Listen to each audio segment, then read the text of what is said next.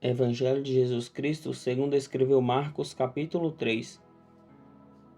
Em outra ocasião, Jesus entrou na sinagoga e notou que havia ali um homem com uma das mãos deformada. Os inimigos de Jesus o observaram atentamente. Se ele curasse a mão do homem, planejavam acusá-lo, pois era sábado. Jesus disse ao homem com a mão deformada: "Venha e fique diante de todos." Em seguida, voltou-se para seus críticos e perguntou: "O que a lei permite fazer no sábado? O bem ou o mal? Salvar uma vida ou destruí-la?" Eles ficaram em silêncio. Jesus olhou para os que estavam ao seu redor, irado e muito triste pelo coração endurecido deles. Então disse ao homem: "Estenda a mão." O homem estendeu a mão e ela foi restaurada. No mesmo instante, os fariseus saíram e se reuniram com os membros do partido de Herodes para tramar um modo de matá-lo. Jesus saiu para o mar com seus discípulos e uma grande multidão o seguiu. Vinham de todas as partes da Galileia, da Judeia, de Jerusalém, da Idumeia, do leste do Rio Jordão e até de lugares distantes ao norte, como Tiro e Sidom.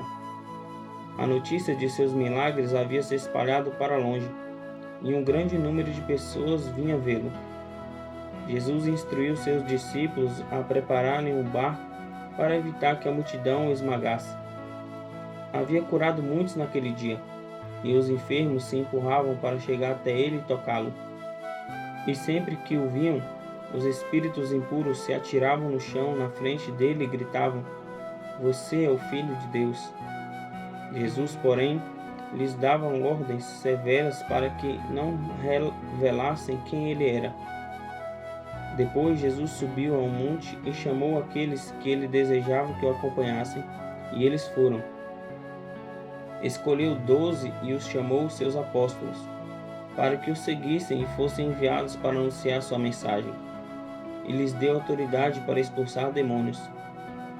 Estes foram os 12 que ele escolheu: Simão, a quem ele chamou Pedro, Tiago e João, filhos de Zebedeu, aos quais deu o nome de Boanerges, que significa filhos do trovão, André, Filipe, Bartolomeu, Mateus, Tiago, Tomé, filho de Alfeu, Tadeu, Simão, o cananeu, Judas Iscariotes, que depois o traiu.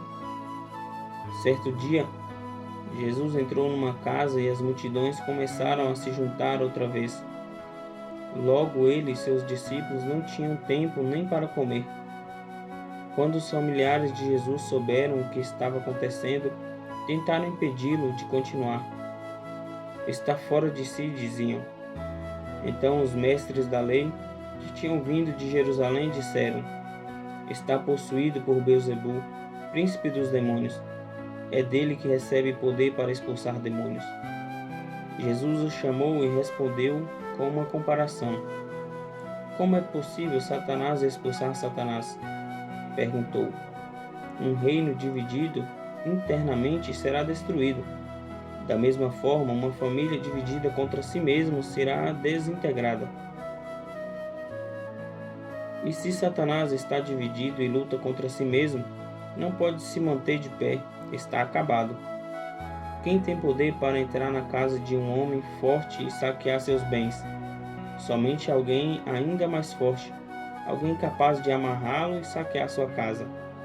Eu lhes digo a verdade: todo pecado e toda blasfêmia podem ser perdoados, mas quem blasfemar contra o Espírito Santo jamais será perdoado.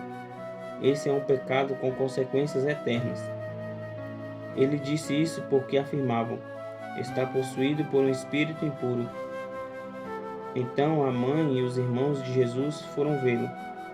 Ficaram do lado de fora e mandaram alguém avisá-lo para sair e falar com eles. Havia muitas pessoas sentadas ao seu redor, e alguém disse: "Sua mãe e seus irmãos estão lá fora e o procuram." Jesus respondeu: "Quem é minha mãe? Quem são meus irmãos?" Então olhou para aqueles que estavam ao seu redor e disse: "Vejam, Estes são minha mãe e meus irmãos. Quem faz a vontade de Deus é meu irmão, minha irmã e minha mãe.